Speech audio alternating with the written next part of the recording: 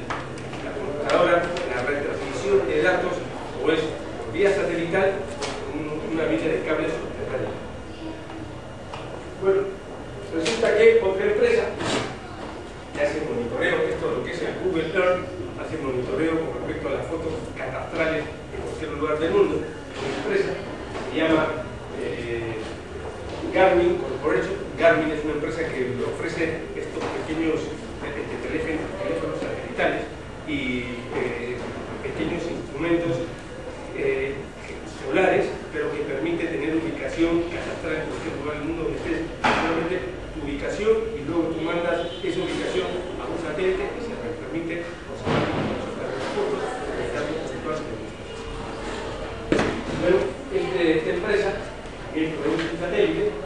resulta que, bueno, pues, la cercanía de estos satélites hace que uno, la empresa Satellite, comience a tener ciertas distorsiones respecto a la información que ya no resulta tan confiable, tan veraz.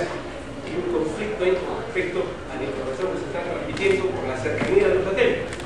Bueno, pues en consecuencia, Satellite ha perdido clientes por la poca veracidad, por la distorsión de la información, y ha demandado a Garmin por violar el derecho de Satellite a su órbita geosincrónica.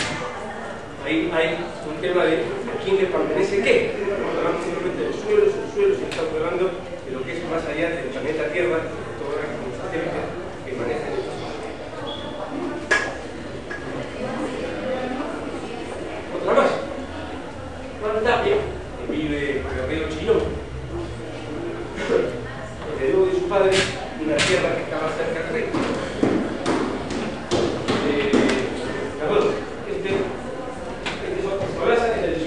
Juan Tapia hereda de su padre, en Sucre, cerca del puerto, una propiedad en la que decide mudarse pronto. Va a la propiedad, al día siguiente se instala y resulta que el viento del norte cambia de dirección de manera inmediata. El día que estuvo no había ningún problema, pero resulta que cuando se instala, se muda, el viento cambia de dirección. Y comienza a oler un aire pestilente en toda esa zona.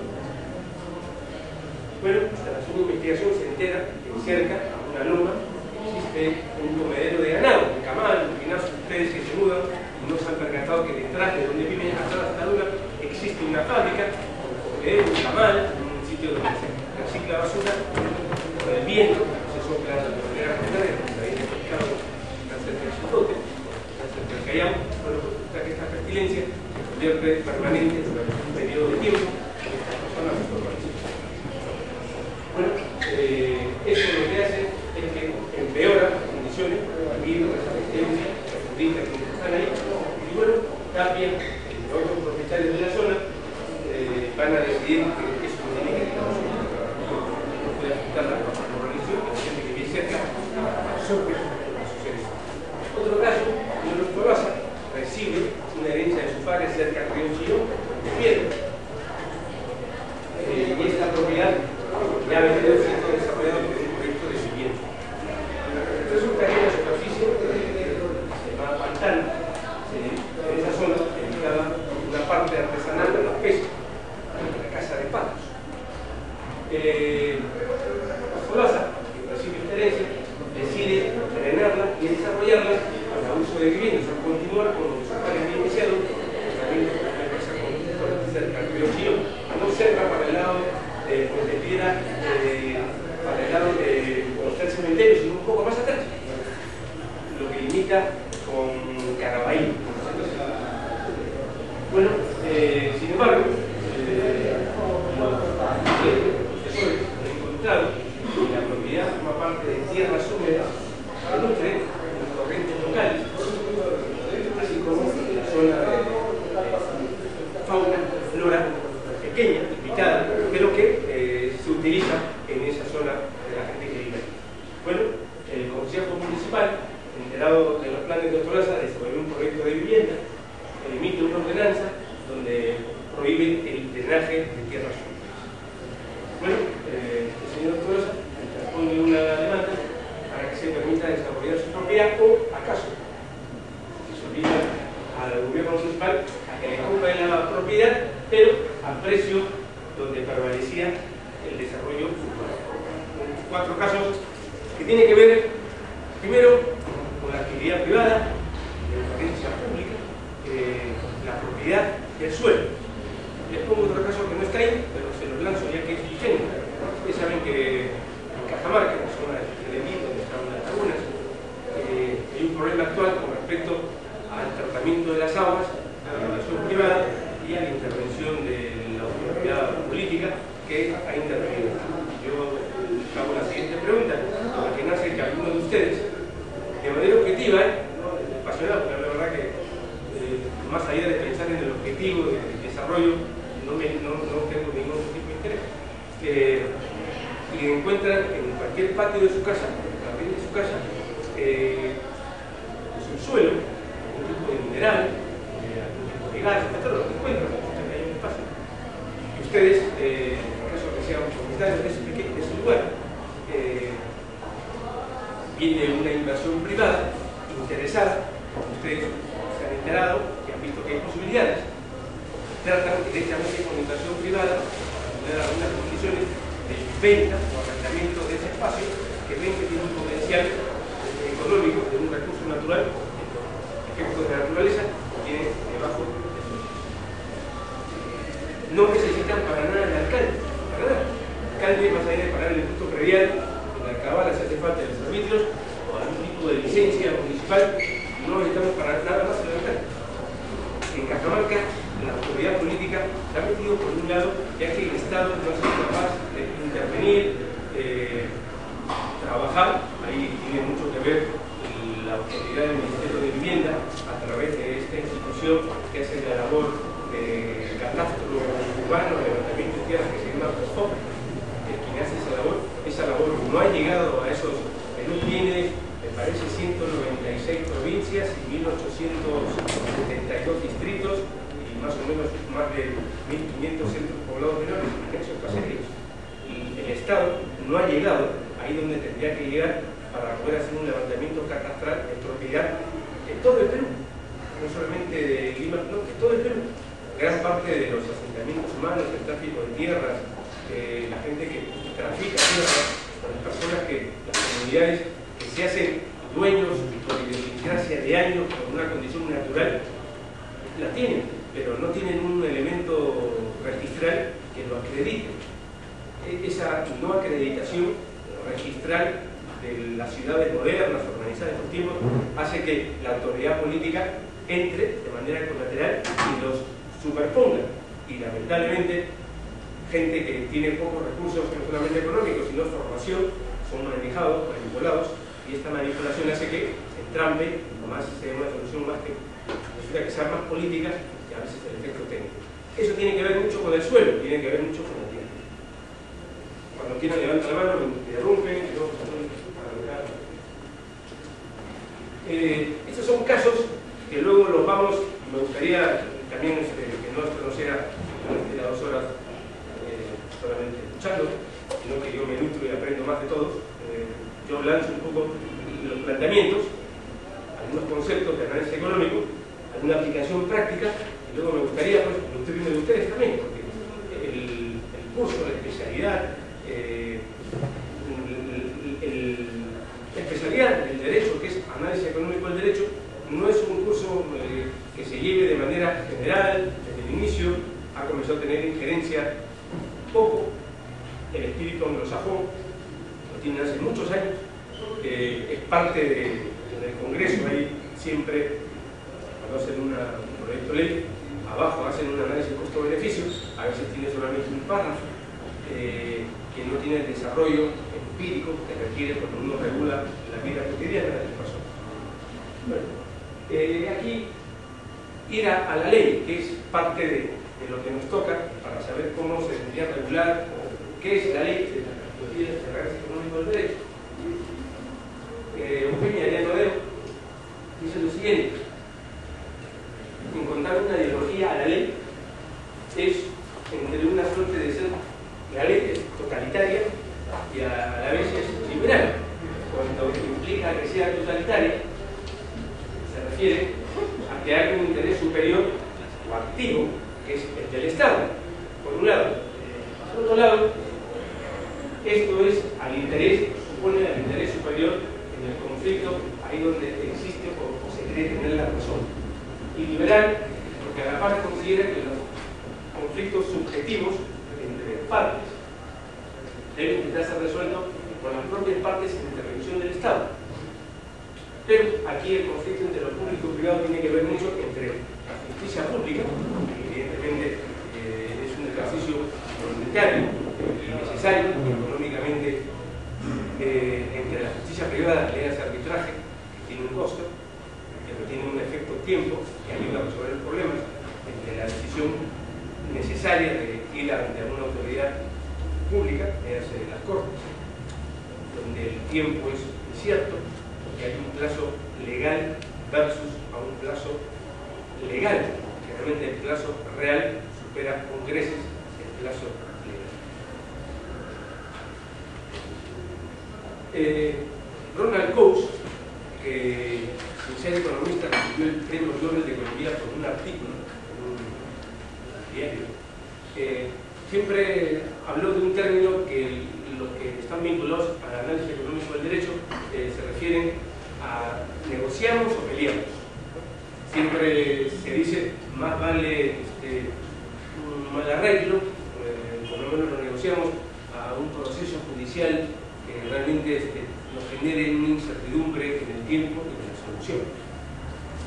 Coase asocia los costos de transacción que son parte de un análisis para evaluar si realmente el monto que se requiere, que se pide, que se exige, compensa al efecto del tiempo.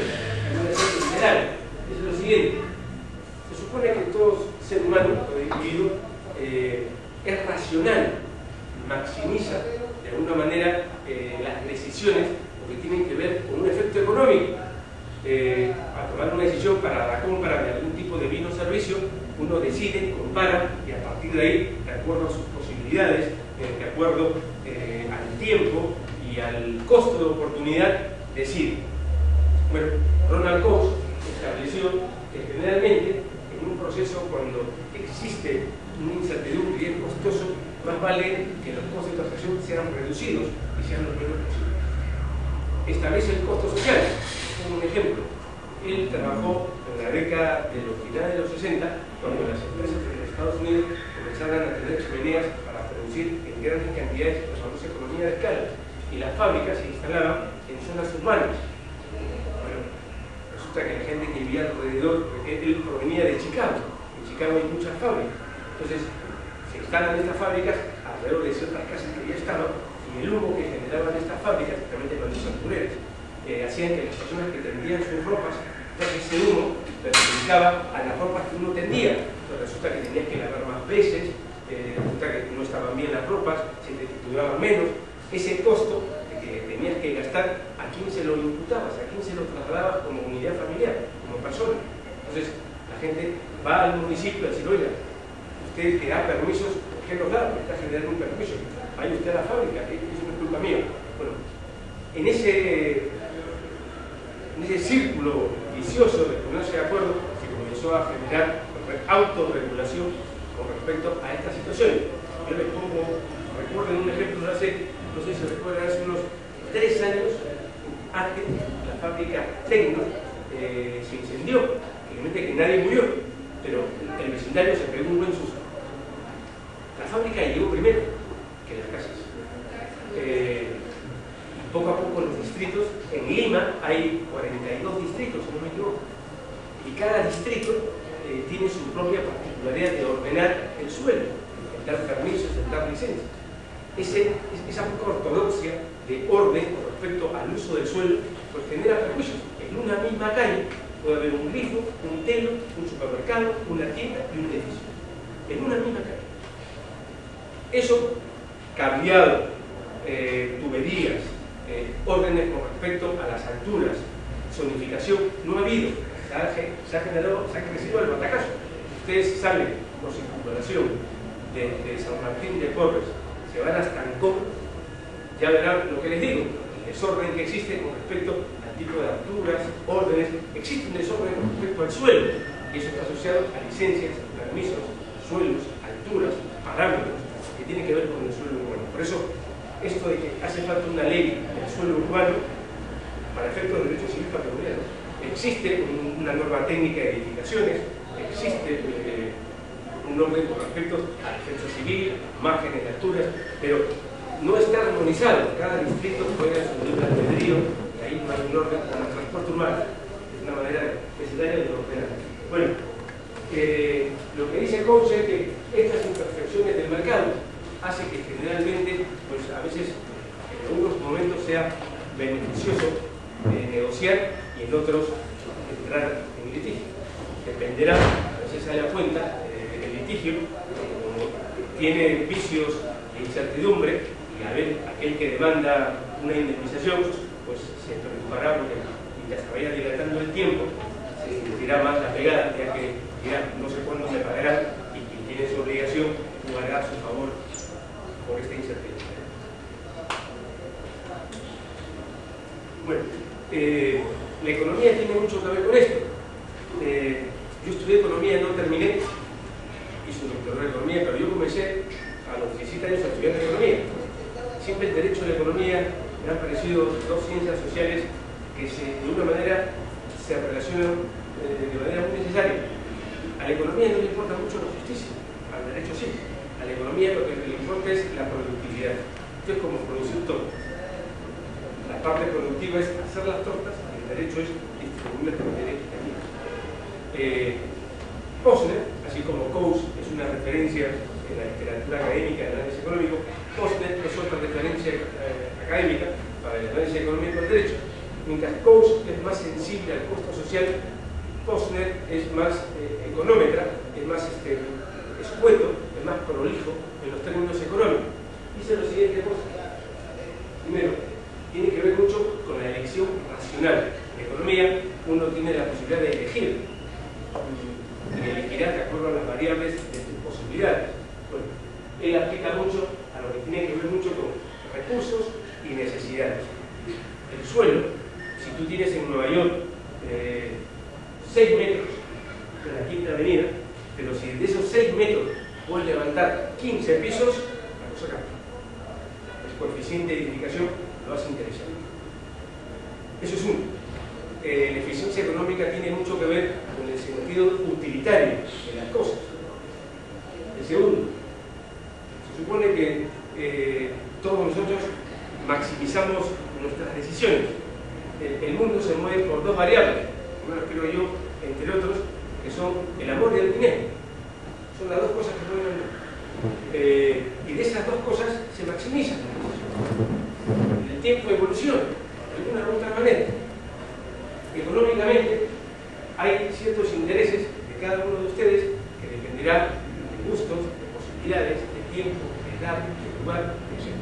Bueno, Posner lo que nos dicen es que nosotros, nuestras decisiones tienen que ver mucho con su comportamiento.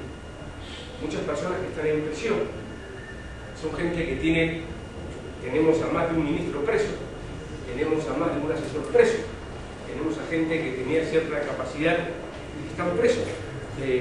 Bueno, fueron racionales en tomar la decisión. En su momento creo que habrán pensado que se exponían a cierto riesgo.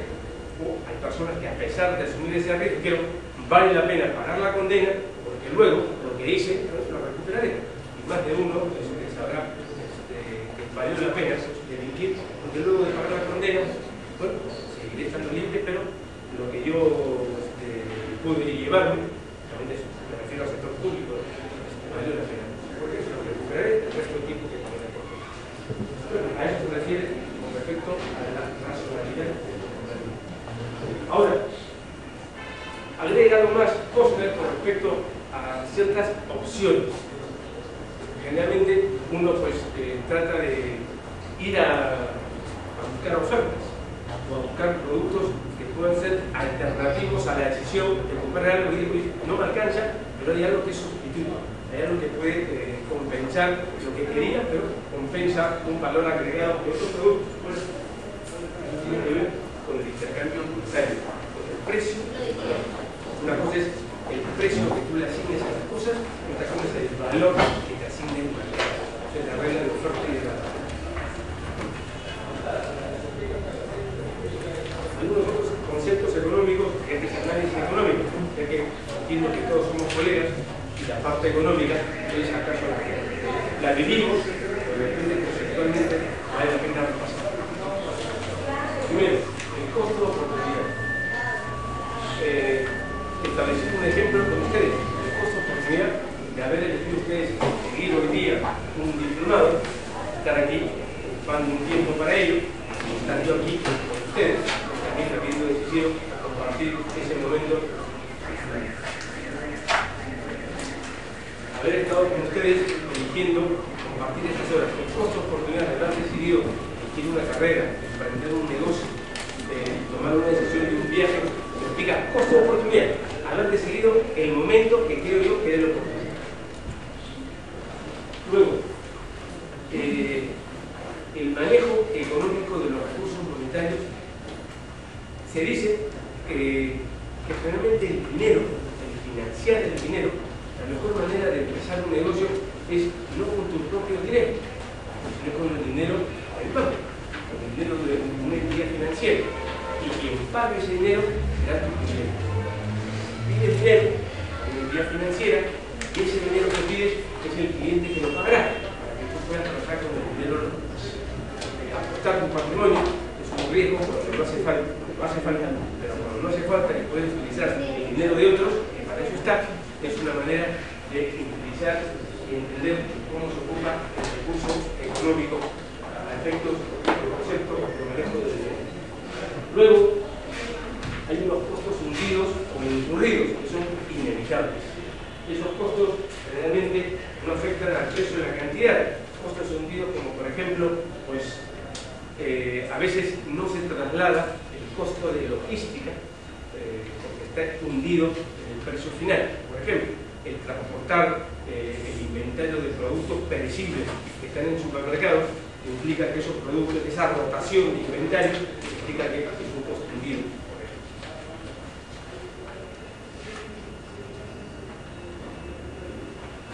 Bueno, dicho esto, de los ejemplos,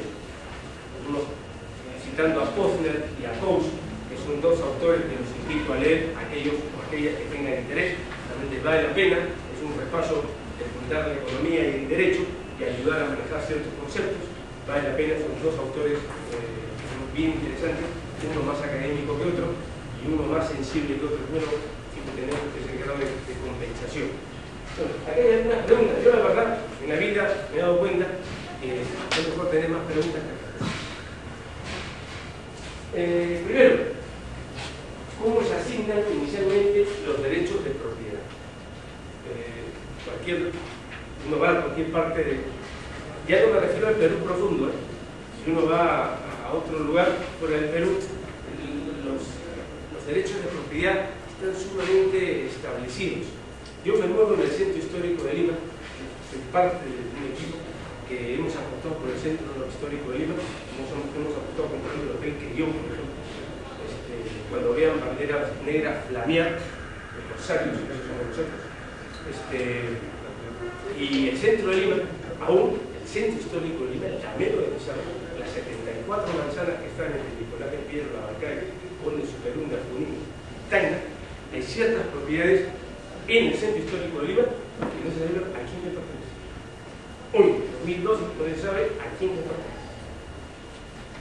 Ya imaginan ustedes Choquequirao, Satipo, Chulucanas, Pampamarca, Otahuasi, Cachora, pero no le digo más. Si eso pasa aquí, no se imaginarse más allá. ¿Cómo se asignan estos derechos de propiedad? La primera parte es la posesión. Por ejemplo, la beneficencia de Lima es la entidad más incompetente que hay que y si hay alguien aquí que me duele, porque es así, es impresionante. Tiene 5.400 predios sobredimensionados, mal alquilados, un desastre. Hoy la Municipalidad de Lima gestiona ello, sigue siendo propiedad del Poder Ejecutivo del Ministerio de la Mujer.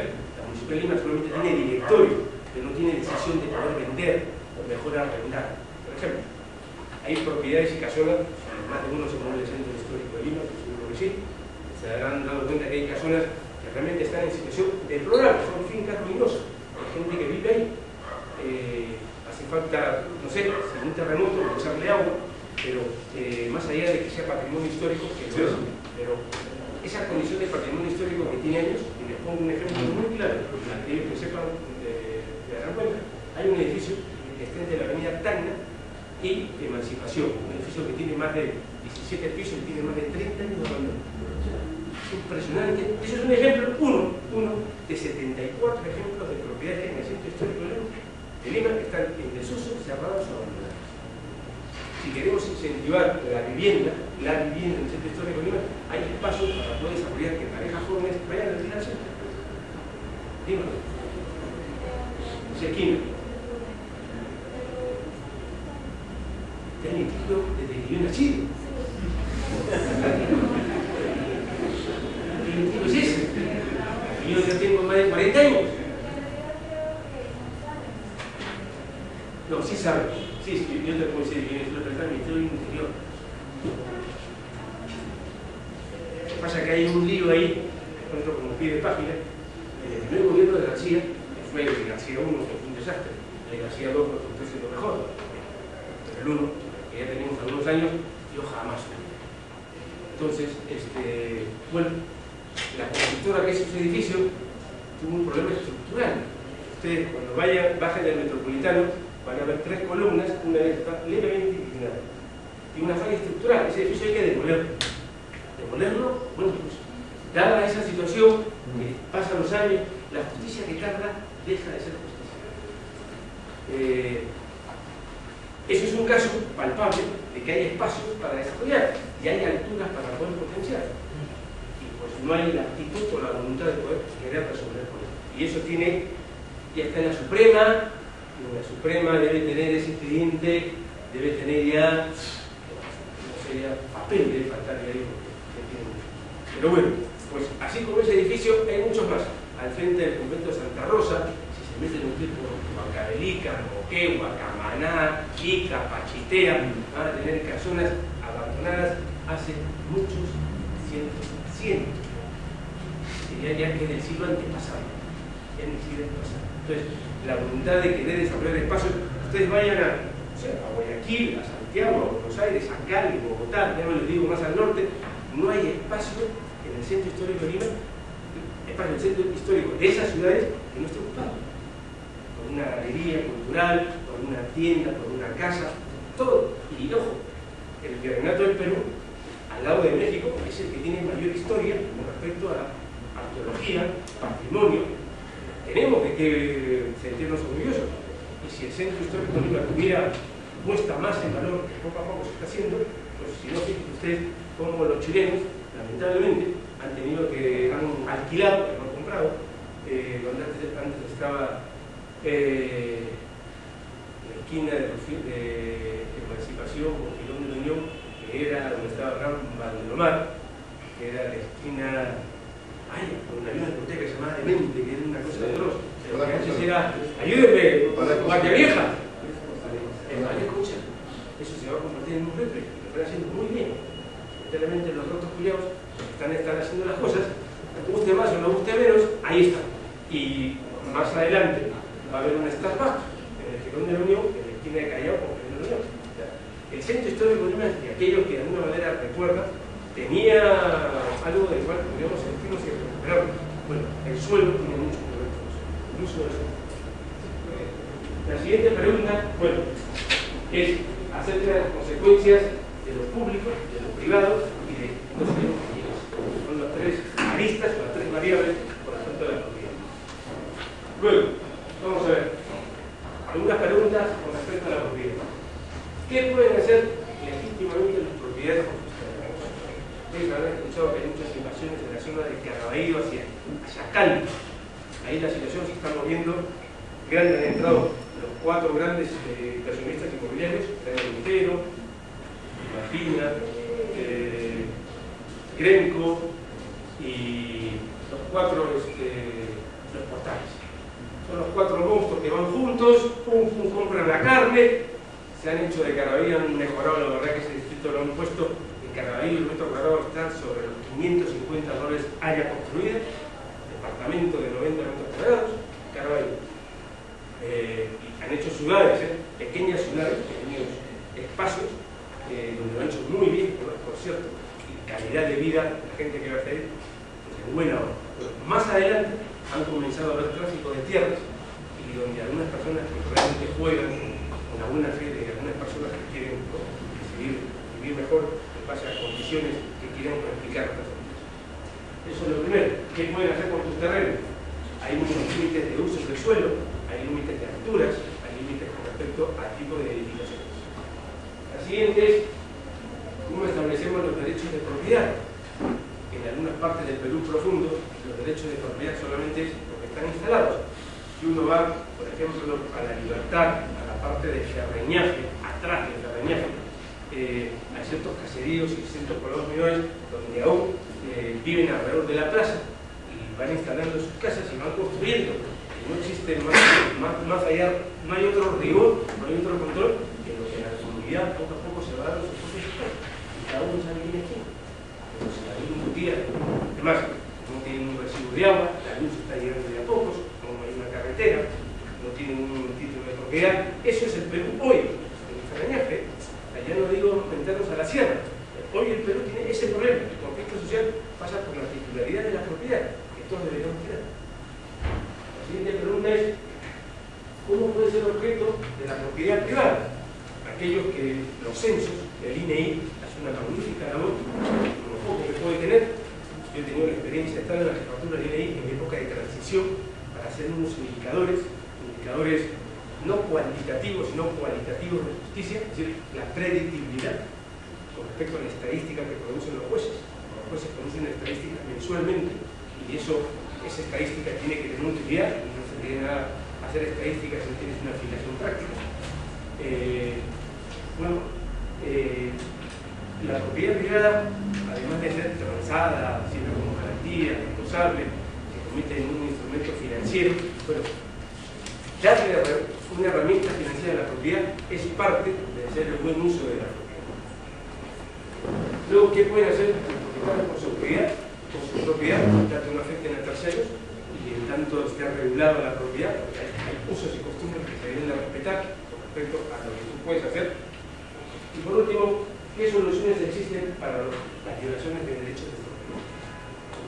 Hace poco en Punta Hermosa, y cuando se venga en la universidad, están haciendo en Pachacamac y en Lima un desarrollo grande en unas dos universidades, y van a instalar en Santa María, Cencosud, va a ser esa zona del sur, de aquí a 2 años va a ser una zona, lamentablemente no hay un tranvía, un tren, que haría más interesante vivir en otro 40. Es todavía ir en auto, ¿no? Y en bus, tablas, pero esa zona ya tiene una ubicación de proyectos de inversión, y una de las cosas que está comenzando a pasar es que comienzan a ver estos tráficos de tierra. Si ustedes van, no les digo más, aquí en Ancón hay muchas propiedades del Ministerio de Defensa, y en el medio hay un proyecto para hacer un parque inmenso, pero ese proyecto de hacer un parque eólico que tiene el Ministerio de Ambiente hace más de 15 años, sigue siendo un proyecto por el uso del agua, aguas subterráneas que hay en el pueblo. Por eso, si no se manejan los proyectos, si no se aterrizan en el tiempo pasa y el tiempo es inevitable. Dios perdona sobre el tiempo. Son preguntas que quedan para hacer una ley. Ahora, aterricemos en la economía. Planteamos los problemas, citados los autores, que son la teoría económica, hecho las preguntas respecto a la propiedad, hay preguntas que, bueno, entre todos tendríamos que ayudar a resolverlas, resolvimos que ponerlos muy puntuales. Bueno, hay que volvernos a meternos a ciertos modelos económicos. Una de las cosas que yo cuando enseño análisis económico del derecho y intento hacer fórmulas, porque se hacen fórmulas para valorar, pues siempre me cuestionan, siempre me pifean, me dicen, no, pero los números están inmersos en nuestras vidas. Los números son parte de nuestras vidas. Vivimos con los números. Lo único que hay que saber la utilidad de ellos. Entonces, hay ciertos principios o funciones que tienen los modelos económicos. Primero, la literalidad. Es decir, bueno, los números también se interpretan. Los números también, así como la letra, la ley se interpreta, aparte el derecho evoluciona, cambia. Con el derecho, una ley se crea, se modifica o se deroga. Esas son las 3 aristas que tiene una ley. Y se deroga por efectos del tiempo, se cambia por efectos de la realidad y se crea por la necesidad. Eso es lo que hace una ley. Eso es lo que le pasa. Pues los números también, los números cambian. El derecho regula realidades y la realidad cambia. Pero si no, la gente se cambia de sexo. Quiere que el DNI aparezca otro sexo. ¿Qué pasa? ¿Es así? Es así los tiempos. Entonces, uno se tiene que adaptar. ¿Qué quiera? No puede ser contra esa tendencia natural. Ahora, yo recuerdo, pues, eran más repulsivos con el tema de la homosexualidad, sea de hombre o mujer. Ahora se admite y no pasa nada, cada uno decide qué hacer, y mientras respeta al otro, ya está. Bueno, eso, los tiempos cambian y no se va a dar. Bueno, la economía lo que es eso. Bueno, se adapta a la realidad, simula un modelo y lo realiza. Luego tienes la que tiene que ver con el contexto. Siempre para tener la práctica hay que tener claramente la definición. Bueno, hay una parte que es también empírica y además conceptual. Luego la pragmática, bueno, es simplemente adaptar al modelo a una realidad social. Una de las cosas que ayuda a la economía es que la economía de repente es más flexible que el derecho. Si somos liberales y clásicos, es un problema. Por ejemplo, yo la experiencia que tuve como juez, que no me arrepiento, en el año 2002-2003, a mí me denunciaron los jueces, ni siquiera las partes. Me denunciaron por peculado y abuso de autoridad. Voy a decir una palabra que son mayores, yo me cagué en la ley porque no me servían. La puse allá. No me ayudó a resolver ese problema, y la puse allá. Y resolví de acuerdo a mi criterio. No afectó a las partes, decidí yo. Algunos jueces se asustaron. Y me denunciaron. Entonces, a veces uno tiene que crear derecho, no ser un mero operador. Crear derecho viene con la jurisprudencia, viene con la doctrina, viene con la investigación, viene con la aplicación práctica de la realidad. La justicia no es un problema solamente legal, es un problema social. No es capaz de resolver un problema más allá de lo que dice el artículo 30, pues está todo siempre. Aparte de la inteligencia de 20, 30, 40 es distinta, evoluciona. Es impresionante los exámenes que se hacen, siguen, no sé, pero eran exámenes que eran, vean usted que dice el artículo 220 de la Constitución. ¿Qué me va a decir? Yo qué sé. Esas son las preguntas que hacen. ¿Qué puede salir así? Como en España, las oposiciones. La gente se pasa 4 años estudiando. En Inglaterra, por ejemplo, para ser juez, no hace falta que sepas derecho. Hay otras condiciones. Es un tipo decente, que ha pagado otros impuestos, que no tengas antecedentes penales, buscan otro tipo de persona. ¿Ustedes recuerdan ese vocal de la Corte Suprema que por 200 soles y una bolsa de chifle? ¿Recuerdan que ganan, creo que 25 o 20.000 o qué? Ganan más de dinero. Bueno, sí. Bueno, la economía, como el derecho, en el derecho pretende solucionar problemas, a veces los crea, o a veces no los encuentra. En la economía lo que pretende es hacer, buscar ciertos prototipos, recoger en base a la evidencia empírica algún tipo de orden y estandarizar, ahí donde se puede estandarizar ciertos mecanismos. Ustedes, por ejemplo, ahora todo tiene un código de barra. ¿No? Te pasan el DNI, te pasan el aparato por hacer un gran y vas al aeropuerto, ya estamos, ¿no? Estamos todos soldaditos con el código de barra. Eso es un tema del CIU, la clasificación industrial del uniforme, donde todo está estandarizado, todo está homogeneizado. Y esa homogeneidad, esa estandarización, como somos 5.000 millones de habitantes, no más, somos 7.000 millones en el planeta Tierra, de los cuales 2/3 son chinos, bueno, el inventario de los productos que se manejan y comienza a ver el tema de la rotación. Y eso, la economía, lo que hace es establecer ciertos modelos de medición para valorar precios, para valorar cantidades, flujos de dinero, etc. El derecho pretende regular, sancionar, inspeccionar. Está comprobado que los que estudiamos economía en los 90 nunca hubiéramos pensado que el Citibank, el gobierno norteamericano, tuviera el 40%. Entonces, los tiempos han cambiado. El mercado no soluciona todo. El Estado tiene que estar al lado, alrededor, sancionando, fiscalizando, supervisando, poniendo autoridad. ¿Y qué es lo que dice la economía con respecto al análisis? La economía es una ciencia de gestión racional, comunitaria. En un libro de la Bresi da la particularidad de que 2 personas que han recibido premios Nobel de Economía desde la perspectiva del análisis económico de la economía eran economistas, pero recibieron el premio Nobel de Economía. ¿Qué es lo que pasa? Por ejemplo, el SOAT. El SOAT, que de otra manera, aquel que tiene auto, tiene que ir pagando año a año, ¿no? Ese seguro obligatorio, pues ha ido bajando el precio.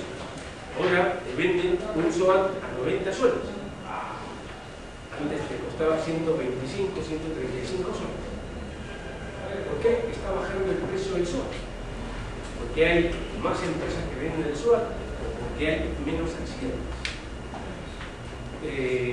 Cuando a alguien lo atropella en un servicio de transporte urbano, una combi, y una persona la atropella en la cuadra 7 de Quirón Tupac Amaru en Independencia, una señora de 63 años, es soltera, pues máximo el gasto para cubrir son 2 UITs. Y después de eso, la señora se tiene que valer con sus recursos o con la familia. La evolución de los seguros con respecto a SOAT no han aumentado, han bajado el precio pero no han aumentado la cobertura. Eso implica un análisis económico con respecto a lo que sucede, que es la estadística. La estadística marcará el rumbo sobre ciertas decisiones de cobertura para los seguros. Los seguros son vitales.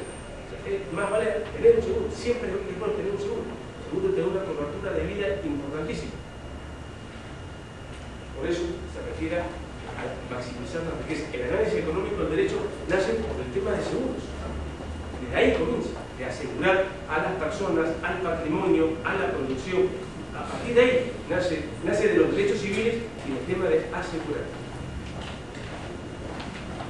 Bueno, y ahora vayamos al concepto legal de la propiedad. La economía nos ha permitido manejar ciertas cosas supuestas, poder por lo menos repasar el concepto legal de la propiedad. Y voy a ser literal. La propiedad es un conjunto de derechos cuales describen lo que los individuos pueden hacer y no hacer con los recursos de su propiedad, en la medida que pueden poseer, usar, desarrollar, mejorar, transformar, consumir, agotar, destruir, vender, regalar, legar, transferir, hipotecar, arrendar, prestar o excluir otros usos de su propiedad. Todo eso se puede hacer con la propiedad. Entonces ustedes imaginarse la cantidad de posibilidades contractuales, de cláusulas que se pueden desarrollar en base a la propiedad. Me refiero sobre todo no a la propiedad móvil, sino a la prendaria ejecutable. No hay nada más móvil que la propiedad inmobiliaria. No hay nada más móvil que la propiedad inmobiliaria. Entonces, imagínense la cantidad de usos que se puede dar a la propiedad inmobiliaria.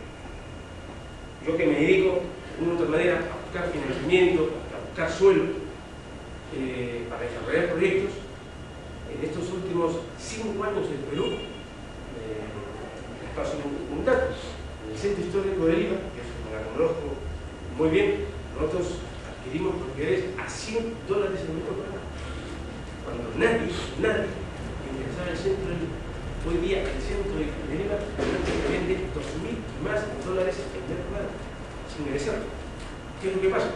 Por ejemplo, les cuento de nada.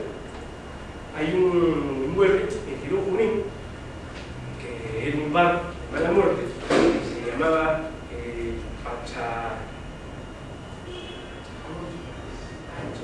no me acordaré, era un garito en un segundo piso que olía a todo. Entonces, pero era añejo y bueno, y venía bien, de vez en cuando hay que echar la. Entonces, alrededor han comenzado a mejorar el entorno. Resulta que un día apareció un aviso, fuimos a la casa por está derruida, destruida, caña, pero nunca mantenida. Entonces el señor, el propietario, decía, ¿cuánto está vendiendo la propiedad? Estamos pidiendo $2.000 el metro cuadrado.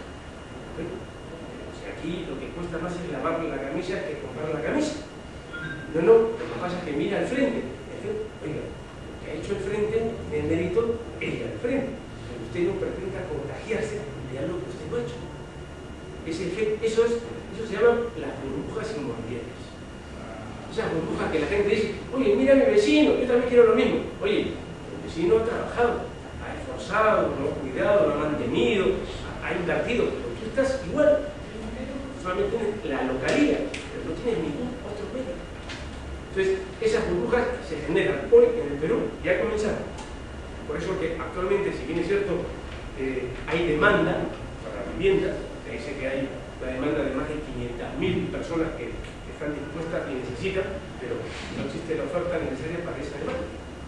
Porque la oferta está cubierta en los sectores A, sobre todo porque hay propiedades, hay aquí un departamento frente al mar que te pueden estar costando sobre $1.000.000, que tienen 120 metros cuadrados, es impresionante. Eso ya mejor te vas a comprarla, no sé, con ese mismo dinero te compras 10 hectáreas en la Florida. O sea, ya no existe, ya no hay lógica. O sea, que hay un momento dado que, y sobre todo porque las personas que tienen dinero aquí en el Perú son personas que a veces son muy insensatos. Yo conozco a muchos ricos miserables y conozco a pobres exquisitos. Y la verdad que ellos propician este desorden y luego son los primeros en escaparse cuando las cosas que esa distorsión la generan ciertas personas que a veces no son conscientes, viven en sus burbujas, por eso se llama burbuja. Entonces, todo eso podemos hacer con la propiedad.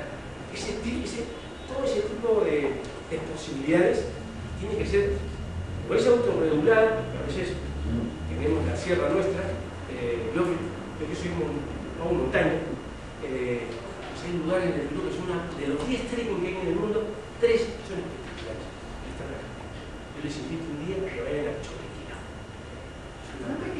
Choquequirá. Es un lugar, hay un pueblito que se llama Cachola. Un pueblito que está a media hora antes de empezar el trekking de los días. Es un pueblito maravilloso. Y hemos ido nosotros a mirar tierras, porque no solamente vamos a trepar montañas, sino también el negocio. Aparte de negocio significa la negación al ocio. Negocio. Negación al ocio.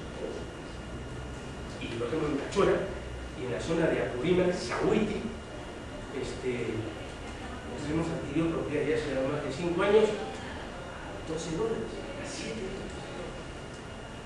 Pero cuando íbamos a los registros públicos, era de la comunidad, era abstracto. Era totalmente abstracto identificar los 1000 metros. No había manera. Un geólogo determinar catastralmente, llevar al regidor a que echar wincha, medir a ese nivel. Estoy hablando de 2006. No creo que el 2012 haya cambiado. Somos pocos los que nos interesa, caminamos por ahí. Entonces, en Perú el tema de uso del suelo aún tenemos tarea pendiente. ¿Por qué? Porque esos derechos además no son inmutables.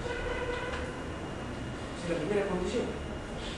La siguiente es, bueno, el propietario tiene la plena libertad de saber qué puede hacer con su propiedad, evidentemente con unos límites. Y acá entra, hay un término en el análisis económico que se llama el dilema del prisionero. No sé si habrán escuchado ustedes hablar de esa teoría práctica. Es el policía bueno y el policía malo. Que ahora vamos a ver en un momento. Bueno, el derecho de la economía se encuentran en base a estos conceptos y a esos problemas.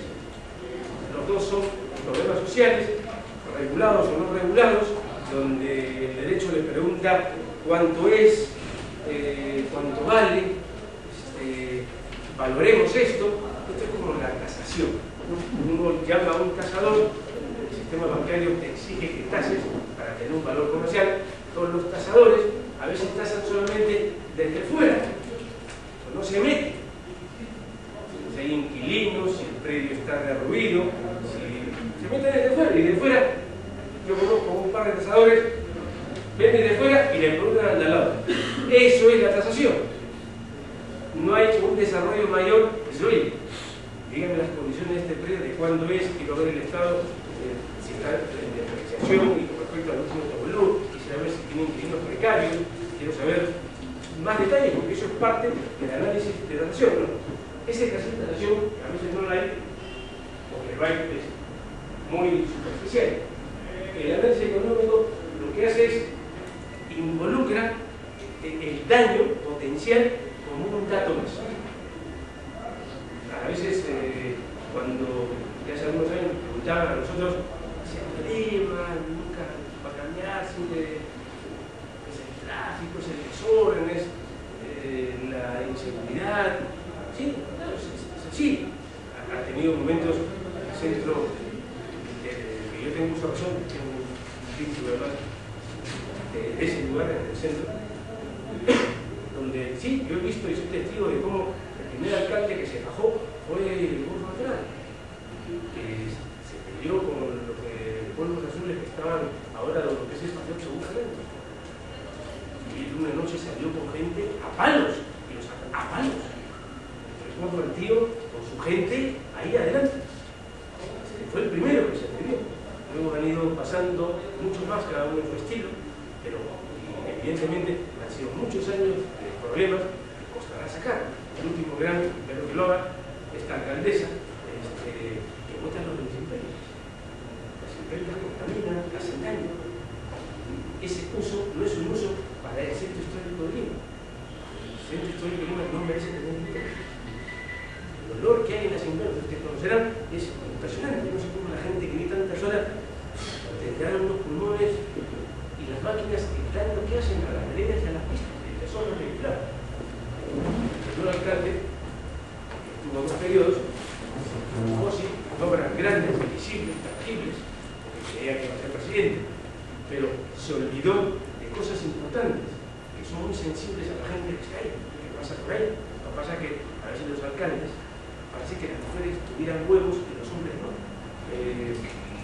porque el Castañeda se movía de bien, enfrentarse con ciertas situaciones que mediáticamente le hacían daño. Esta señora, bueno, yo no tengo ninguna simpatía más allá de que pagamos el impuesto predial y tenemos una relación porque estamos ahí, pero ha decidido enfrentar el transporte y a las imprentas de manera real, más allá de que le digan todos los años que tiene, pero la verdad es que se ha atrevido a dos temas, que les costará, pero hoy a veces las mujeres en el Perú han demostrado que tienen más huevos que los hombres. ¿Qué otra cosa hace el análisis económico del derecho? Por lo menos hay algo que deberíamos siempre aprender, que si lo que tú haces no lo puedes medir, deja de hacerlo. Es como el peso. No sé cuánto pesas, no vas a saber cómo anda el cuore. Entonces, si lo que haces no se puede medir, deja de hacerlo. Siempre hay que tener la posibilidad de medir el tiempo lo que haces. El análisis económico pretende que se logre objetivos. Nosotros como individuos, consumidores, contribuyentes, clientes, ciudadanos, tenemos un efecto normativo con respecto a la esencia, a la mejor revolución que había en los últimos años, los derechos civiles. Es ahí donde se ha ejercido el liderazgo, por lo menos en los Estados Unidos. Nos guste más o nos guste menos, ese país, que ahora, de alguna manera, tiene problemas, pero logró nivelar a todos y dar la oportunidad a todos a través de los derechos civiles. Si no, pregúntenle ustedes que en paz descanse el tío Steve Jobs, que empezó sin tener nada, realmente. No digo Bill Gates, porque Bill Gates tenía más, pero hay mucha gente, y aquí en Perú es un gran ejemplo de la familia Añeños. Entonces, un claro ejemplo de que gente empezó con voluntad y perseverancia, son los derechos civiles. Y hay gente, anónimos, que han comenzado a progresar en base a sus derechos. Bueno, para el análisis económico del derecho, el individualismo normativo es vital.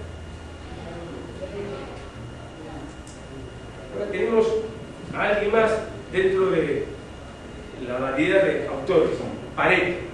Y con Pareto me quedo con esta frase. El óptimo de Pareto dice lo siguiente, caracterizado por lo siguiente: ningún sujeto podría mejorar su situación sin perjudicar a otro. Hay un gran ejemplo que es, hay dos paredes, crece un árbol, el árbol crece y justo el fruto da al vecino. Ese fruto que está en el otro lado, que colinda, se preguntan, oye, el fruto que salió del árbol, recibí tremenda palta, corto que es para mí. Pero sale de esta raíz. Sí, tú no lo has cuidado, tú te has descuidado, resulta que ahora el fruto es parte mío. Entonces, es ahí donde Pareto descubre que tú no puedes lograr resultados positivos o maximizar tu rentabilidad perjudicando a los demás. eso Pareto desarrolla un modelo en base a ese concepto. Construye una fórmula, que es ahí donde pretendo solamente repasarla, porque no hay ni tiempo ni mucho menos hacer ejercicios, pero sí existen fórmulas para valorar el daño potencial. Un ejemplo, por ejemplo, imagínense ustedes ahora en construcción civil, un muchacho de 32 años, no sé si se acuerdan ustedes, en Paseo Grau existió una construcción subterránea y murieron enterrados, me parece, no sé si 2 o 1, y lo sacaron. Luego revisaron los permisos, por repente esta empresa constructora, hace unos 3 años me parece, y no tenía permiso, ellos no tenían ningún tipo de seguridad. Entonces, el daño que le hizo a sus familias había que calcularlo, había que demandar a la empresa constructora. ¿Cómo valoramos cuánto le corresponde a su familia? ¿Cuántos años tenía? ¿Cuántos años le quedaban por vivir? ¿Tenía familia? Esas son variables que se encuentran en cálculo. Hay mucha gente que dice, ¿cuánto demanda? Ponle, no sé, 150.000. ¿Cómo has llegado a ese número? ¿Cómo has construido ese número? Parte del análisis económico es poder construir modelos que permitan acercarte por lo menos a una valoración más razonable. Bueno, y generalmente el análisis económico del derecho trabaja con precedentes. Esos precedentes nos permiten construir modelos, fórmulas, tener antecedentes, poder tener referencias, al fin y al cabo, para poder tomar algún tipo de cálculo para valorar un daño, un potencial daño, un accidente, poder negociar con mayor rigor, llegar a números que te permitan, si hay otra parte que es la que te vas a enfrentar, tener mayor solvencia racional en números para poder utilizarlo como argumento. Ya que va a haber un tercero que va a seguir con las partes económicas.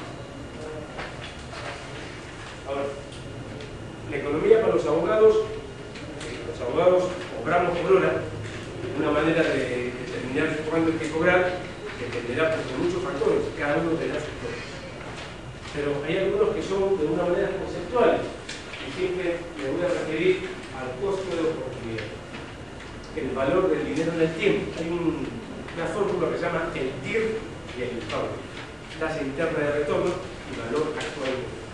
Son flujos futuros que se hacen en base a potenciales y a la par una rentabilidad. Por ejemplo, yo tengo 1000 soles y quiero ahorrar, no quiero tocar ese dinero, tengo varias alternativas. Lo que no haré es meter el dinero en un lugar donde me paguen menos que la inflación. La inflación va a estar este año al 3%, yo por lo menos voy a pretender que me paguen más del 3%. Para eso hay certificados de depósito a plazo fijo que me pueden pagar el 7 o el 8%. La Caja Rural de Huancayo, de Junín, de Piura, de Arequipa, están pagando el 7, el 8, el 9%. Esa es la parte económica para un abogado cuando quiere decidir el costo de oportunidad. Por lo menos hacer un ejemplo mundano, casero. Pero a efectos de calcular el dinero en el tiempo, hay un término que se llama injerencia económica. ¿Qué variables utilizamos nosotros para poner la hora 1? Dependerá de cada uno de nosotros. Bueno, esas variables uno las construye de acuerdo a la individualidad de cada uno. ¿Cuál es la realidad? Sigo. Economía para abogados. Hay una regla que es abscisas y ordenadas. La curva de la oferta y la curva de la demanda. La curva de la oferta y la curva de la demanda. Hay un punto de equilibrio. ¿Sí? En la parte vertical está el dinero y en la parte horizontal está el tiempo. El cálculo de oferta y demanda tiene que ver con los elementos que tú le colocas a esa abscisa y esa ordenada en base a lo que tú vas a hacer. Si tú de alguna u otra manera quieres construir un modelo para ver cuánto es lo que deberías cobrar a un cliente, tienes que incorporar las variables que tú utilizas, no las que otros, no las que uno. Ahora, hay algunas cosas donde interviene el Estado.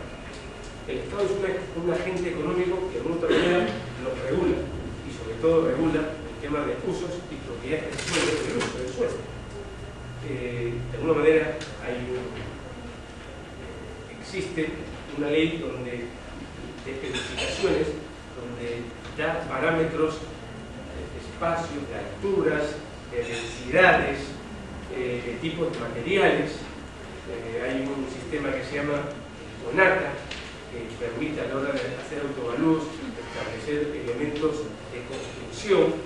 Hay una estandarización, pero eso es con respecto al desarrollo del proyecto, pero no al uso del suelo. Eso tiene que ver puntualmente con cada ordenanza municipal que establece, por ejemplo, en Lurín, en Pachacamac, hay ciertas zonas de uso de suelos en Lurín donde aún no se ha determinado qué se va a hacer.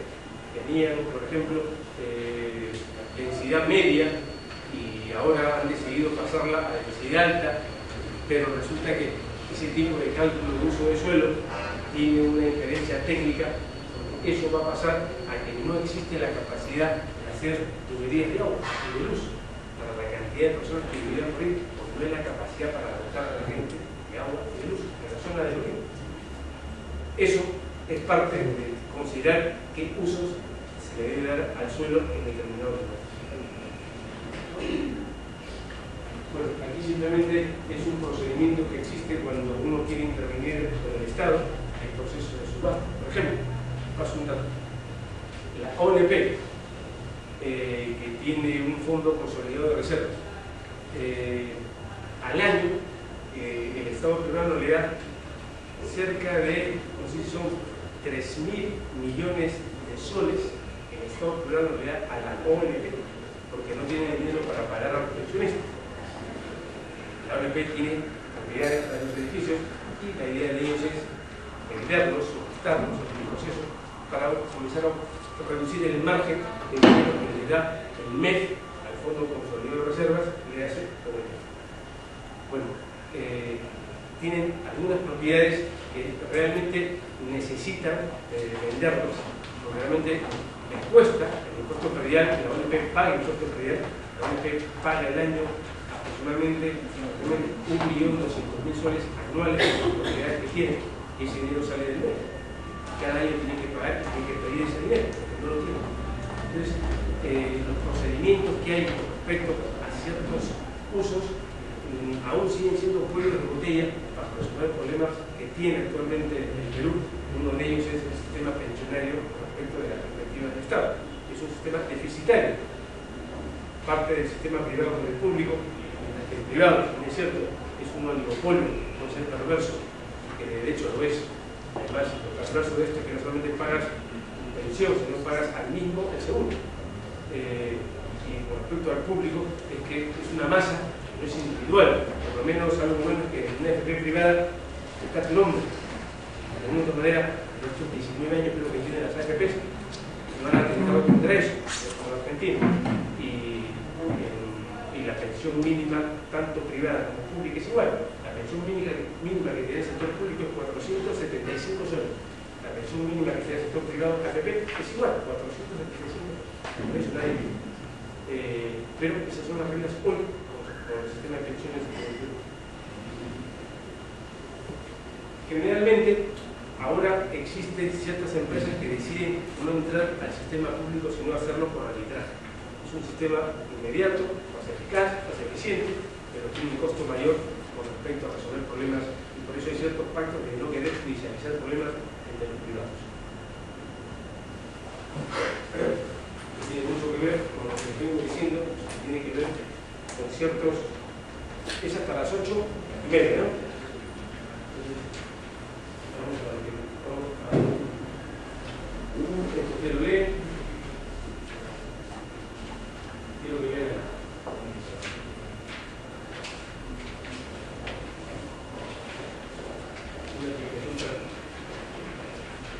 Son 80 y tantas de este día. Vamos acá. Para que no se duerman todos. Vamos. Es la diapositiva número 53. Una de las cosas que a mí me gusta hacer con el derecho es medir. O por lo menos darle la aplicación práctica.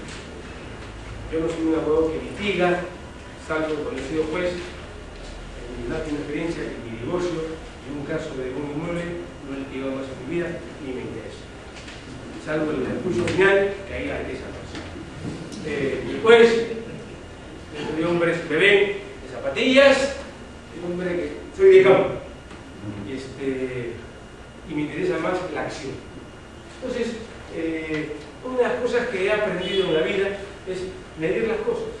Y repito, si lo que hacen ustedes no se puede medir, dejen de hacerlo. Entonces, primero vamos a ir a un ejemplo casero y lo vamos a aplicar al derecho.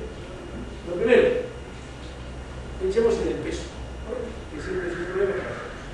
Vamos a ponernos una meta y las metas hay que cumplirlas, pero no se ponen y hay que cuantificar. Una persona decide bajar 5 kilos en 3 meses.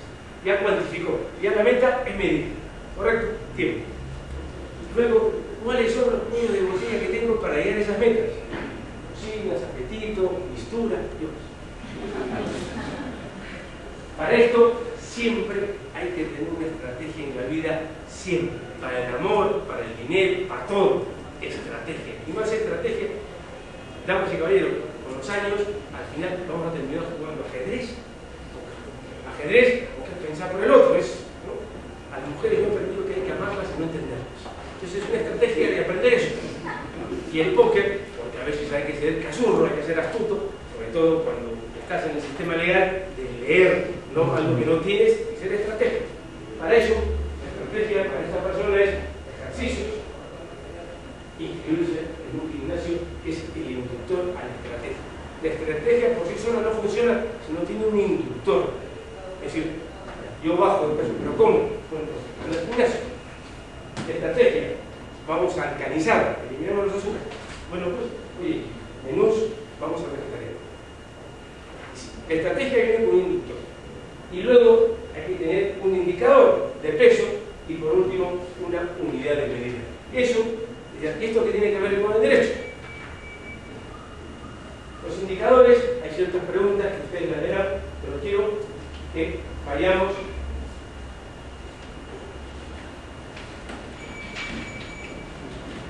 esto vamos a pasar, estos son elementos que deben de tener. Yo me quiero detener aquí, sobre todo por el efecto del tiempo. Yo les agrego la mayor cantidad de diapositivas que tiene que ver mucho con lo que yo vengo haciendo en algunas universidades y un poco de experiencia. Miren,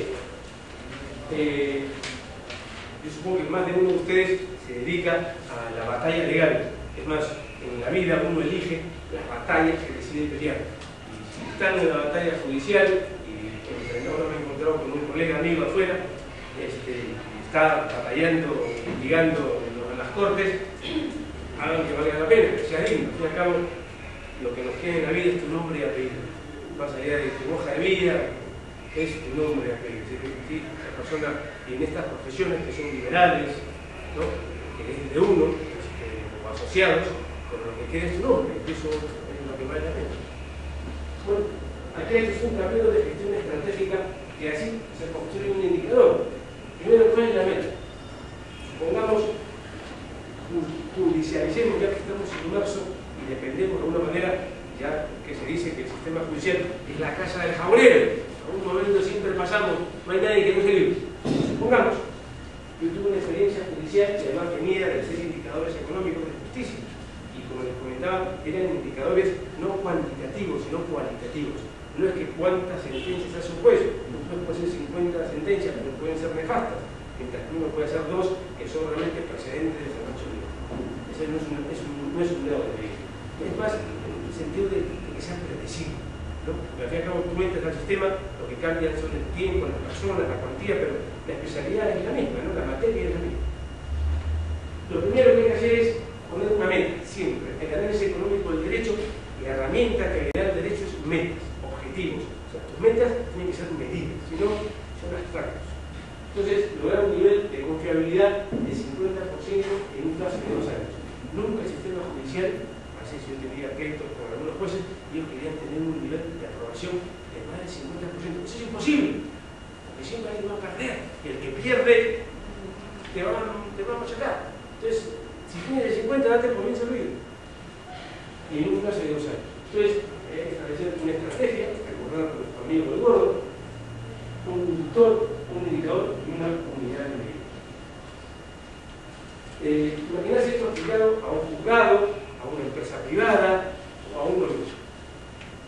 La estrategia es, a veces hay ciertos procedimientos que suelen ser muy engorrosos y a veces sin sentido. Y para ello hay que identificar qué procesos o qué procedimientos procesales generan las cargas. Identificando eso, estás utilizando una estrategia. Reitero, la estrategia tiene que ver con inductores. Esos inductores tienen que ver, oye, para que exista eso, bueno, pues hay que dar facultades legislativas para cambiar, ahí donde hay necesidad de cambiar. El Código Procesal Civil tiene más de 20 años. El Código Procesal Penal, o de ejecución penal, pues ha ido cambiando y se está aplicando de a poco. Es verdad que se ha convertido en celeridad con respecto al procedimiento, que tiene facultades ahora la policía, que hace inmediatez la carga del fiscal, y el juez aplica lo que ya se hizo, no le dan margen al juez para hacer más. Bueno, eso ha ahorrado tiempo, sí, es verdad. Y generar indicadores que permitan medir. Bueno, el indicador, los jueces, o el sistema, o los fiscales, el indicador realmente tiene que ver mucho con la carga procesal que reciben, que heredan o que resuelven. Y la unidad de medida siempre será, que es ahí donde hay que aterrizar, expediente por cosa. No hay otra manera de medir. Bueno, si alguien descubre una nueva, bienvenido, pero ahí termina todo, ¿no? No dicen que todo lo que hay en el expediente es lo que hay. Bueno, pues ese es el baldón, ahí donde termina, ahí donde se mide a través de resoluciones el expediente de la carga procesal con respecto a medida de la justicia. Reitero, si tenemos que aplicar el análisis económico del derecho para hacer un modelo en base a un indicador, bueno, pues la estrategia siempre tiene que ir de medida con lo que queremos hacer. El inductor tiene que ver con qué incentivamos para la estrategia. El indicador siempre hay que medirla. Aquí sería la carga procesal, que es distinto a los juzgados comerciales, que los laborales, que los de familia, que los penales. En el Perú hay más problemas penales que comerciales. La justicia penal es gratuita. Y cuando atenta contra tu libertad, eso ya yo estoy colaborando con el INPE para hacer una asociación que se llama PACH. La idea es, empieza con Ancón y con Chorrillos, Ancón 2 y Chorrillos, para lo que hemos conseguido ciertas donaciones de empresas como Renzo Costa, para que ellos comiencen a generar un mercado, porque la delincuencia por fuera tiene una labor, pero combatirla por dentro es mejor. Si al interno que se equivocó, nadie está libre de equivocarse, la oportunidad de las cuentas, si sale y se siente autoempleable, o un pequeño microempresario encima tiene algo de dinero y aprende un oficio, no será un potencial delincuente, será un mejor ciudadano, ¿no? Entonces, y además le ocupa su tiempo. Entonces, la estrategia, el inductor, la unidad de medida es medir en el tiempo lo que pueden hacer. Evidentemente no será competencia desleal porque el término de volumen es muy pequeño, ¿no? Hacer monederos, billeteras, cestos, canastos, panetones, pequeñas cosas manufactureras para empresas, para el día del padre, la madre, la Navidad, el día del hijo. Entonces, son cosas que pueden ser 100, 150, 200, que tienen una responsabilidad social de la gente que está en el entorno de esa presión. Yo he caminado, yo conozco todas las prisiones de Lima, falta no solo del Perú, tengo una prisión carcelaria, no sé por qué. Pero creo que todos merecen una oportunidad y combatir eso pasa por hacer así como es una estrategia. De alguna manera, ya verán en las noticias, tenemos que sea así.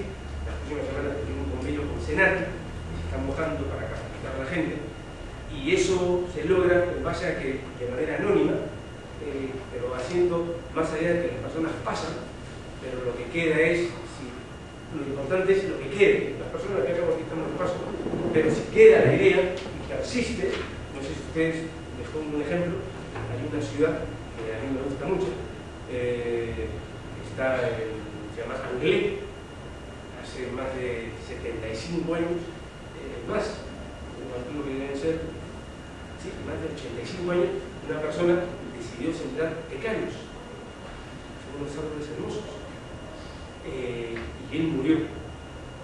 Decidió sembrar cuando tendría más de 55 años.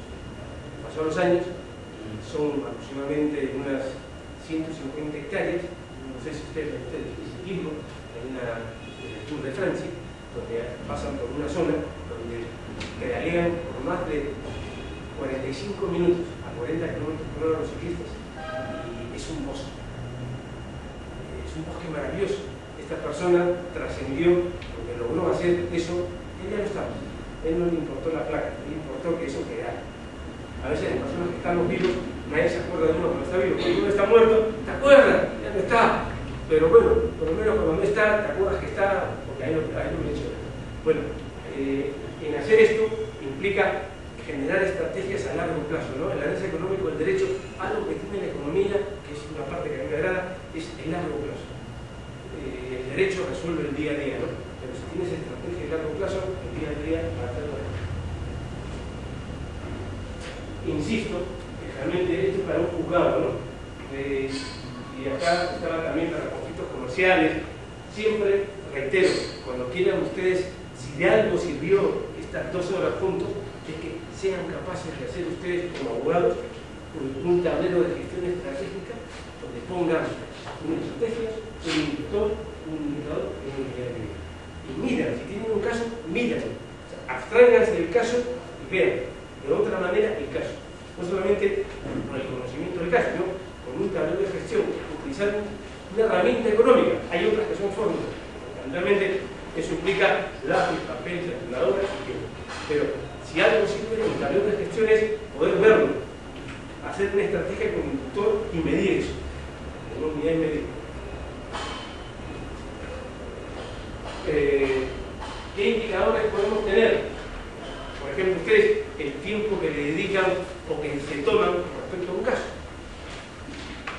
el nivel de consistencia del caso, cuánto de realidad tengo y cuánto necesito buscar. Y evidentemente, felizmente que ahora el derecho en el Perú está dejando de ser escrito y se convierte más en oralidad. En los procesos laborales y penales, hay que escribir, primero que cortamos árboles, segundo que llenamos expedientes, y a veces entras en un juzgado que te da hasta vergüenza entrar, porque es una cosa que es esto no está bien, pero uno se da cuenta cómo es un abogado, cómo se faja el abogado cuando expone oralmente, cuando defiende a su cliente oralmente. Ahí te das cuenta si conoce el caso, si lo argumenta, si lo vive. Ahí te das cuenta más del abogado. Más aquel que te mandan escritos. Yo creo que tenemos que ir una tendencia más a ver al abogado que se faje de manera oral. Aparte se resuelve de manera más inmediata.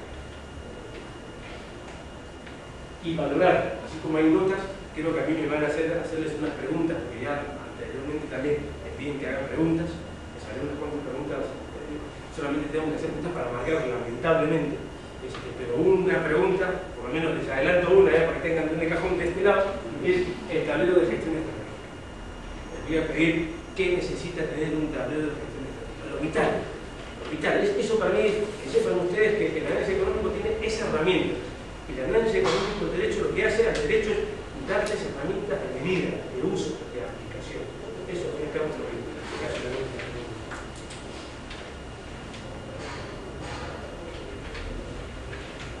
Para analizar en algunas cosas, ya terminando.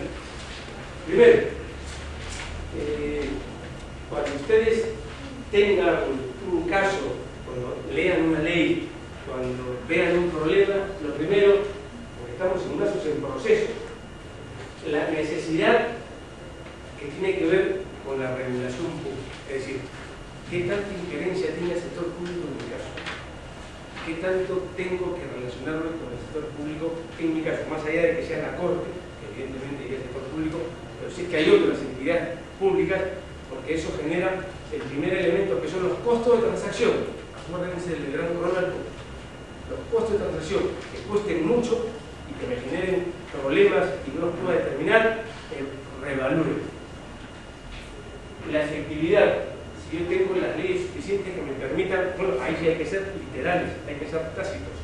Si es que tengo realmente una ley que sea contundente en el tiempo y el efecto económico sea trascendental para mí. El siguiente es la proporcionalidad. Aquí hay que negociar, todo en la vida se negocia, todo se negocia. Hay ciertas cosas que son negociables y hay otras que son innegociables. Las que son innegociables depende de cada uno. Pero todo lo demás siempre. La transparencia, bueno, tratar de ser con su cliente lo más claro que pueda ser, porque realmente eso hace que, como diría el gran maestro Rubén Blades, como Dios conectando uno, conecta a Dios.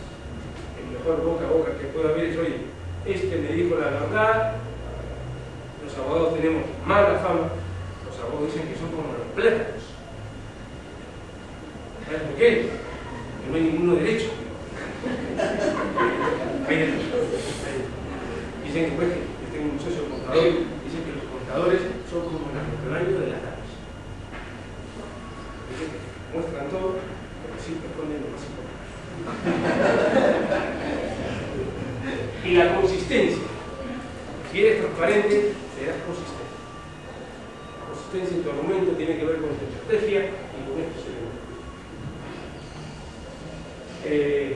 Ya que tenemos todavía unos minutos, voy a volver a tratar el dilema del prisionero. Vamos a ver. Con esto terminamos estos 20 minutos. Realmente el dilema del prisionero tiene mucho que ver con una misma situación y con dos situaciones distintas.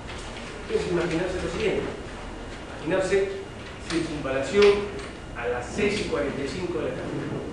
A veces yo cojo el metropolitano, el tren eléctrico, es una maravilla que debería haber muchos más trenes, mucho más metropolitanos, porque la verdad que manejar es te estresa. Entonces imaginarse, yo tengo que salir del centro de Lima y me voy a hacer. Entonces pasas por circulación 6:45 de la tarde y se te cruza un muchacho y lo atropella un tipo.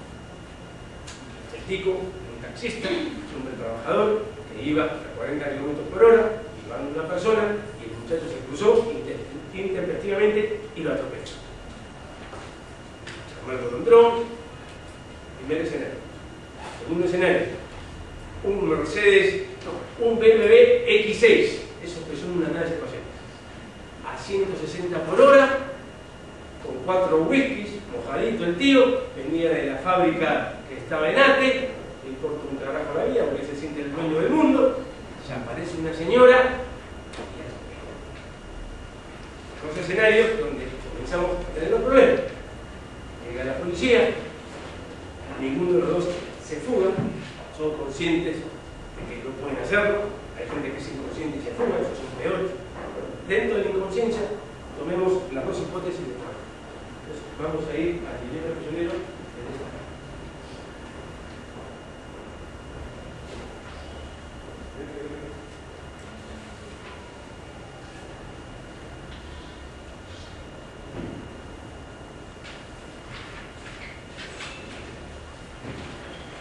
Vamos a ver. Aquí, evidentemente, el del tico debe tener SOAT. Llega la policía, imaginarse que ambas personas atropelladas han tenido lesiones graves. El niño está muerto, pero tienen lesiones de cuidado, de tratamiento. Evidentemente, el tico rápidamente, la policía también, decía, cuando pasa algo, los dientes se les ponen un poquito así, dependiendo, ven la placa o ven el auto y los dientes se les generan más o que se les ven, dependerá de lo que vean. Tampoco no es mejor pensarlo. Entonces, llega la policía, se resuelve el problema. El tico, evidentemente, tendrá que ir, el SOAT está en regla, es la tarjeta de propiedad. El escenario para el tico es lamentable, un error por parte de quien se le cruzó, y el problema irá de manera un conducto bastante más regular, dadas las circunstancias. Pero no para efectos del otro. El efecto del otro tiene un perjuicio y un incentivo. La persona que ha sido atropellada, evidentemente no se habrá percatado quién lo atropelló. La policía, una vez que detecta que hay una compañía de seguros, cuando la compañía de seguros llega, evidentemente el auto tiene SOAT. El SOAT cubre exactamente igual tanto a lo del tico como a la del X6. Exactamente igual. Son las dos OITs. Eso es así y las reglas están para cumplirse. Pero pasa el siguiente paso, el efecto que aquí tiene que ver con algunas cosas que se llaman teoría de los números. Vamos a ver, empieza con reglas legales, pero posibilidad para negociar esas reglas legales. Esta persona del 16 no solamente tiene la posibilidad de poder, acaso, no pasar el dosaje etílico. Si ustedes recuerdan, hubo hace un tiempo atrás un accidente por el Club Terrazas, donde en esa época, cuando estaba el APRA del gobierno, un sobrino de la señora, ¿me acuerdo? Exactamente, la señora Hueldar, hizo que a su sobrino saltara todas las reglas, porque su tía era, pues, estaba en el gobierno, y evitó realmente lo que tenía que someterse a un proceso correcto, legal y justo de cumplir con ese acto que había afectado a una persona. Esta persona no tenía nadie en el poder político, pero sí tenía el poder económico. Entonces, la primera institución con la cual nos topamos todos nosotros cuando tenemos problemas o no es la policía. Y la policía sabe manejar la situación. La policía en Perú es mantejilla al lado de la policía chilena, argentina, uruguaya, es como que yo no he visto en ninguna parte del mundo que la policía comprarse con ella. La policía contigo no comprarse, no tiene por qué comprar, no le interesa. Va a pique punto. Tú le cuentas tu día y no, acá lo bueno que tenemos son con los carabineros. En Chile el carabinero no habla contigo. Nada más, no hay más. En el Perú lo magnífico es que siempre es como es. Así es, así somos. Así somos, seremos hasta el último día de nuestra vida. Somos peruanos. Así somos. Está acá, está aquí. En Chile eso no existe. Están agaditos nomás. Agaditos nomás. Un dato le doy. Los chilenos en el Perú tienen invertido más de 1.400 millones de dólares. O sea, los fondos acá están en todo. Perú en Chile tiene que no llega a los 600 millones de dólares. O sea, la proporcionalidad de inversión y el interés que hay, evidentemente, es a lo que voy. La policía negocia con el señor y no se lo lleva a la comisaría. Se meten dos, yo más de una vez lo he vivido, no es que yo tenga el X6, pero he estado cerquita y me quedé un ratito para ver. Ahora finalmente existe la cámara de fotos, que la gente, y yo les sugiero algo, como anécdota, cuando vayan a beber, lo manejen, eso no es bueno, pero si por lo que fuera se olvidaron, no pudieron, lo que sea, y siempre los policías no se paran en la esquina de las zonas donde existen la delincuencia, ¿no? Se paran en los bares, restaurantes, esperando más que salgas de tomar algo para que saben que estás tomado, es que saben que estás tomado, pero no es una, lo saben. Entonces, cuando aquí te sientes, sacas, ahora que todos los teléfonos tienen foto, a ver, González, dígame su nombre, y basta ese efecto de la foto para que se asuste. Ya loco, ¿no? Se asusta. No, está bien. Bueno, no te dan papel, usted no arregla, has tomado 2 cervecitas o más, está saliendo. La policía quiere pararse en los carros delincuentes que están 7 cuadras más allá, no, se paran exactamente al frente del restaurante, que saben que el que menos pasaremos gente. A lo que iba, bueno, con el aspecto del dilema institucional, la negociación legal que tienen las personas que tienen falta en un solo camino, transar. Me dirán, pero la ley lo requiere. Iba a decir una barbaridad, pero no lo puedo decir, pero es transar. Y transar sobre todo porque tienes que medir el efecto de la multa, y ahora sí, te quitan la licencia de conducir en el estado de ebriedad, vas a tener severos problemas luego para recuperar. La negociación del dilema prisionero que se presenta es el escenario cumplimiento de la persona que hizo esto estableció lo siguiente: las reglas a veces importan mucho más que los puntos de partida para las negociaciones. Hay policías que te dicen, que llaman en memoria, 3 datos puntuales: cuánto cuesta la multa, te adelantan la situación y lo malo que lo vas a pasar. Te están adelantando una negociación. Lo único que te quede es que estás realmente en falta, o te sometes al rigor de adelante y bien, o sabiendo que estás en falta y te quieres evitar ello, negocia. El dinero prisionero lo que hace es que ponen dos escenarios en base a una situación legal y las menos malas dependiendo de la trascendencia de tu falta de la negociación. A partir de esas negociaciones, generalmente lo que puedes hacer es hasta qué punto A, que la policía va a perjudicar a B. Si ese mismo señor del vehículo del X6 no estaba en condiciones de haber tomado algún tipo de alcohol que habría atropellado a la señora por una falta por parte de la señora, la negociación se dio. Pero si esta persona estaba con un perjuicio, a pesar de tener reglas que permiten negociar, bueno, pues esta persona está sometido más a enfrentarse al dilema de prisioneros, al policía bueno y al policía malo. Cuando los policías te detienen, hay uno que hace el rol de bueno y hay uno que hace el rol de malo. Eso es su estrategia. Es una manera, así trabajan ellos. Entonces, dependerá de la trascendencia del efecto, de la causa de lo que ha generado ello, para que tú puedas decidir si vale la pena negociar o someterte al rigor de la ley.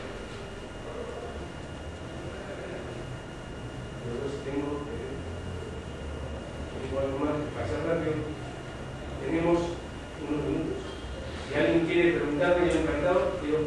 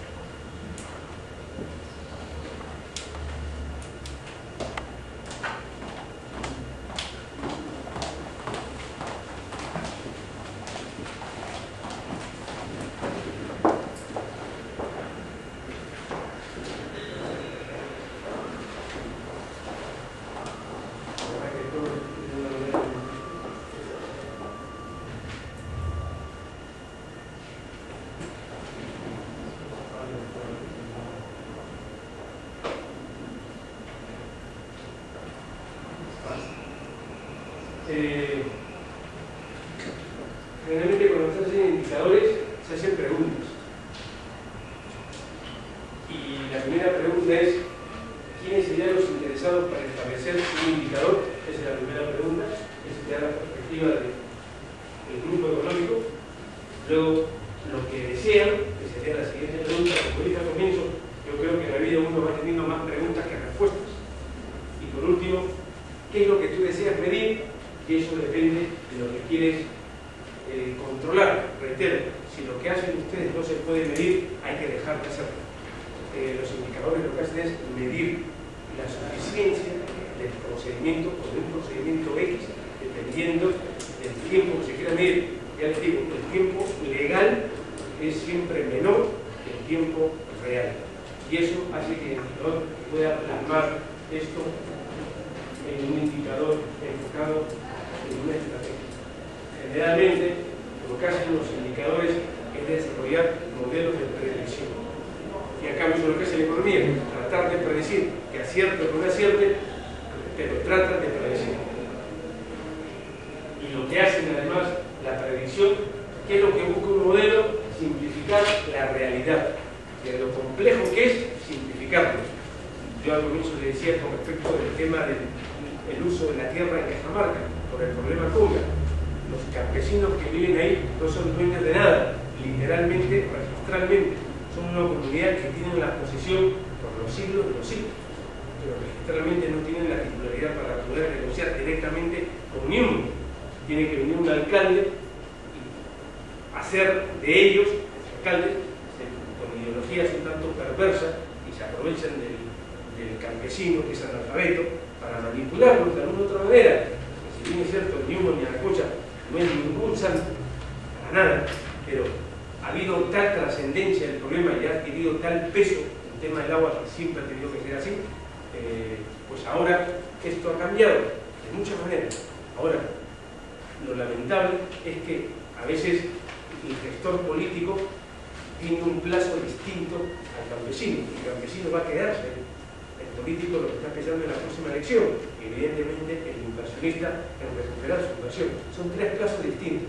Y lo que tenemos que tener es más el plazo del campesino. No sé si ustedes se acuerdan cuando se negociaba en ese momento, hace ya no sé cuántos meses, cuando fueron ministros del primer gobierno, este gobierno, y se fueron a sentarse en las lagunas, se sintieron con tanto miedo, en vez de acercarse y negociar y meterse con la gente, lo creo que puede ser que le maten. Bueno, pues son los griegos, y no saben por qué vale morir, que dejan de vivir.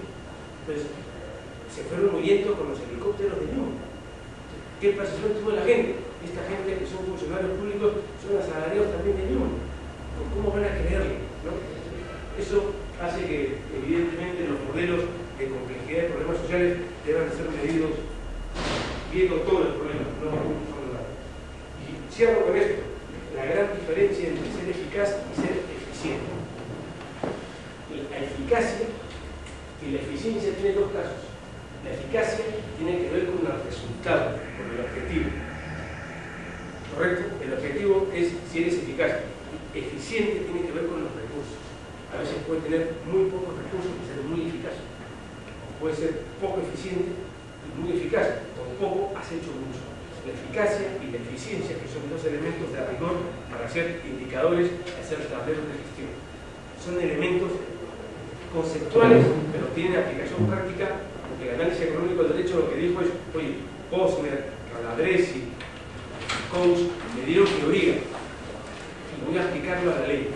Y la ley tiene que ser eficaz, tiene que ser eficiente, tiene que ser razonable, tiene que ser medible. Esos son los elementos que permiten hacer análisis económico del derecho. Pero la verdad, yo estoy más dispuesto a escuchar. Si me permite, me quedó una inquietud.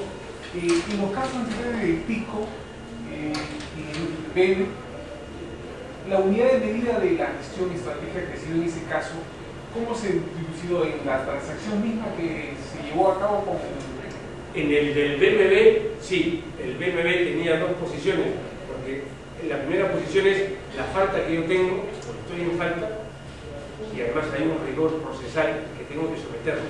Pero el otro lado, ese policía bueno, el policía malo, es la posibilidad de decir, oye, a esta persona podemos negociar con él, podemos hacer que el procedimiento se cumpla, pero no se da para el efectivo.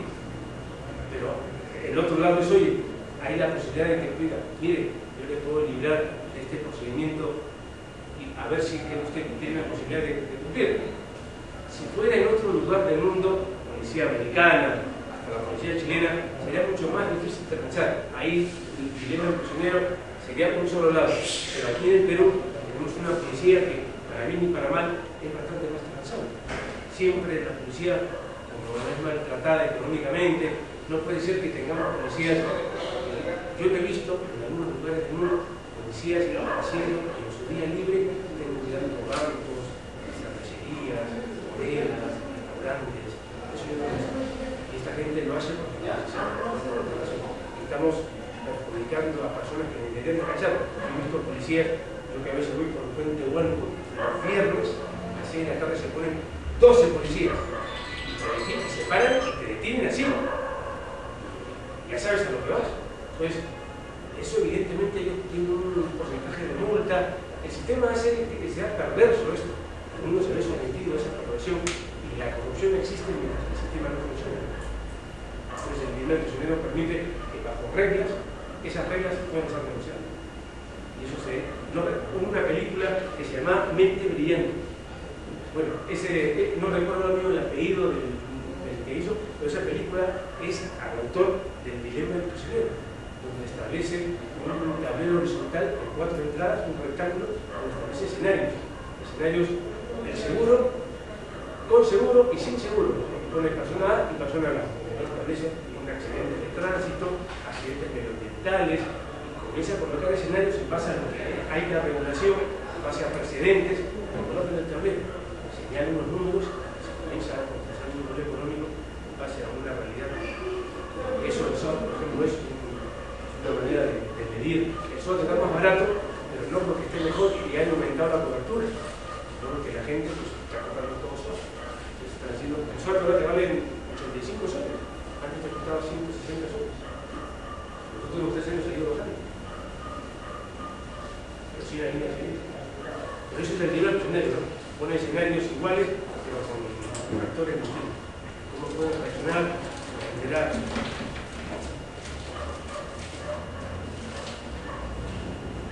Bueno,